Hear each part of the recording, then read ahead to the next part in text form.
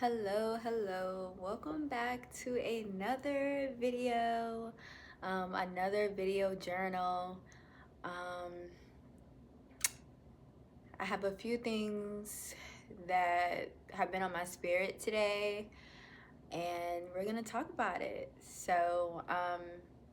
The first thing is choosing yourself. Choosing yourself can be difficult, especially when you have built a life with someone, when you have children, when you guys have so much history together. you know Choosing yourself, um and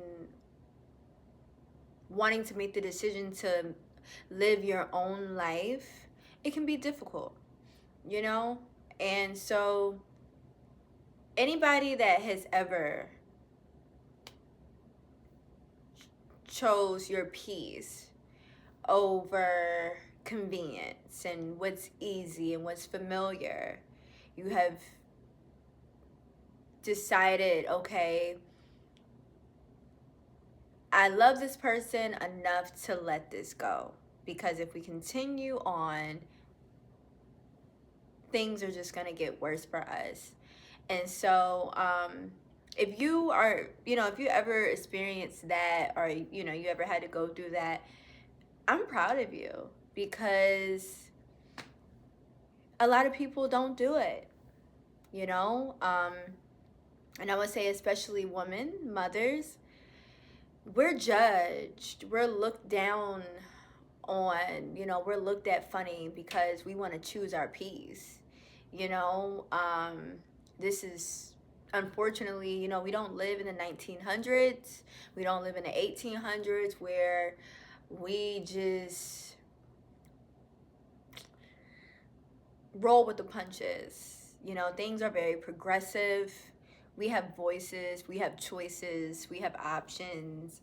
Um, our peace and our happiness matters. And I feel like, we live in a society where, when you become a parent, when you become a mom, when you become a dad, you're you no longer matter. And I get that, because your children are your priority. Your children are your world. But you have to remember, and this is very important, if your children see you depressed, tired all the time, overstimulated, not being treated properly, then those traits and those habits and those experiences are going to be attached to them, and they are going to feel like it is okay or it is normal to experience these things on a daily. And it's not. I want to be the best self so I can be the best mom. I want to be the best self so I can be the best friend, the best sister, the best daughter, the best teacher, the best student, the best woman.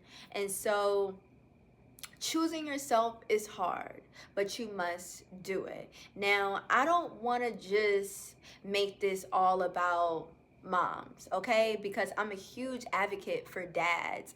I believe that dads deserve peace. I believe that they deserve a voice. They deserve to see their children whenever and whenever.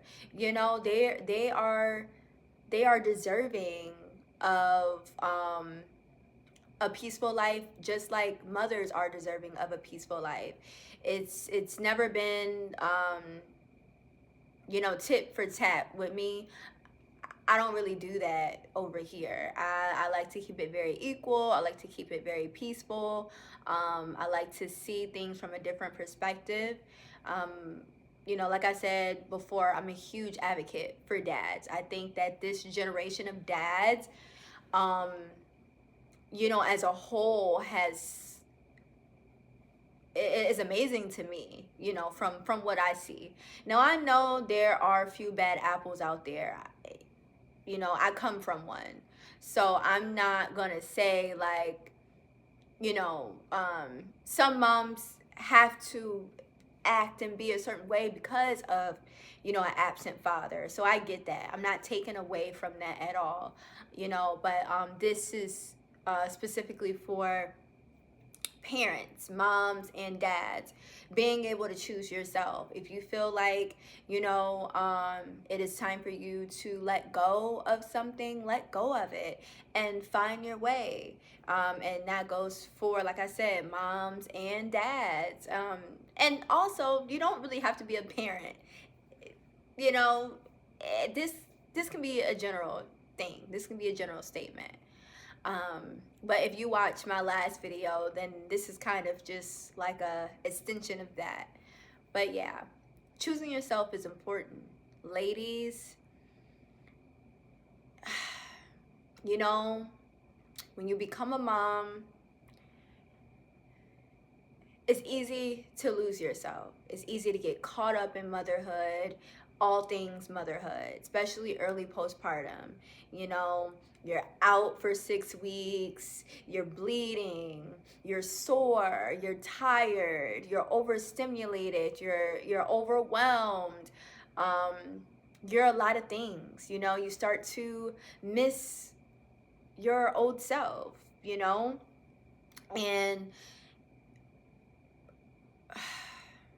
during those early times, you're not fitting in your clothes the same. You don't have the energy to get your hair done, get your makeup done, get your nails done, have a pamper day. You don't have that energy, because I've been there. I was there. I've experienced that postpartum depression, severe postpartum depression with my daughter. And I experienced postpartum anxiety with my son. So, two different experiences, because even though I had anxiety, postpartum anxiety with my son, I was still kind of able to kind of get up. I actually bounced back faster with my second child than with my first. But I made a promise to myself that, when I become a mom, when I become a parent, I'm not going to lose myself. And I may have moments where, I'm just not feeling it. I just kind of want to be. That's normal. But I don't want to just totally lose myself where I just forget my path. I am more than just a mom. I want my children to see me as everything.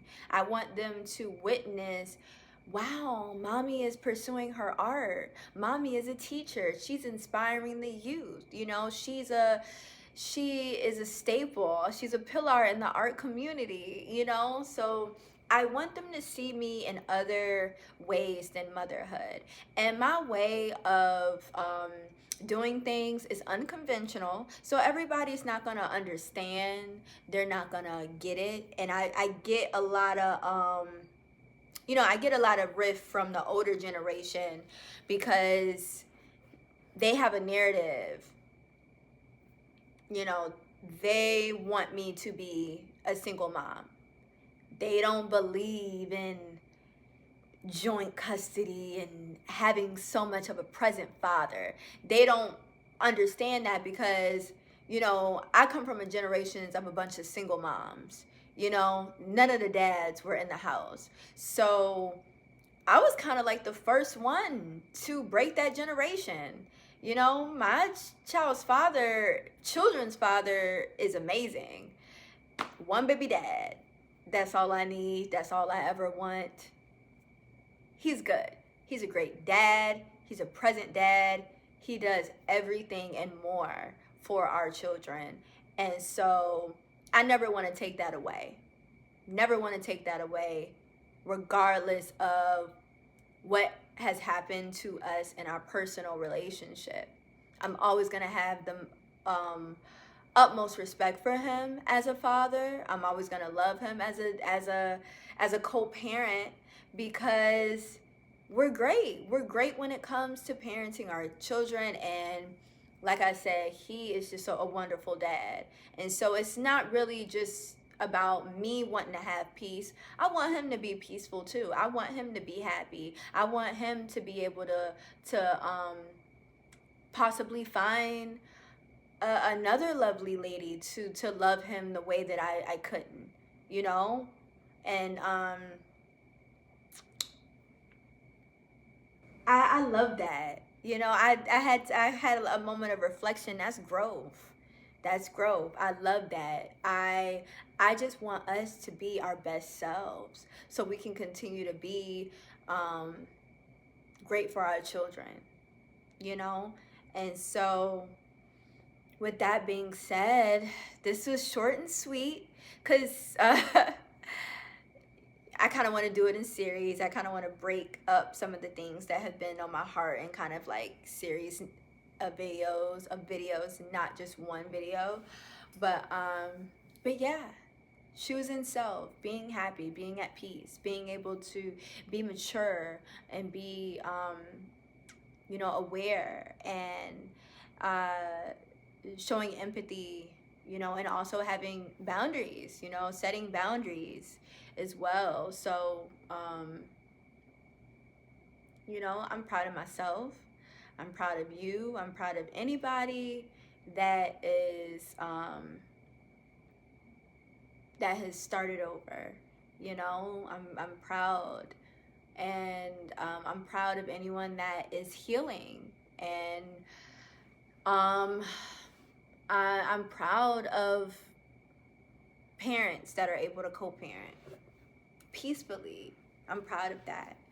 And I'm proud of all the moms out there that have given birth to beautiful children and has been able to not only be a mom but be a successful businesswoman, to, you know, to be able to provide for their children, to be able to inspire and love their children in new ways. And, you know, shout out to millennials though. Millennial parents, we're breaking all generational curses. Like I said, this is not 1950 or, you know, whatever. Like, we're doing brand new stuff. Brand new stuff. Okay? And I love that for us. So keep choosing you, keep doing you, keep loving you, keep pouring into you. And, you know, we're going to continue to be the example that we need to be for the next generation, next generation, next generation. You know, we have a story to tell, and this is just the beginning, honestly. So I love you, and we'll be back for another video later. Bye bye.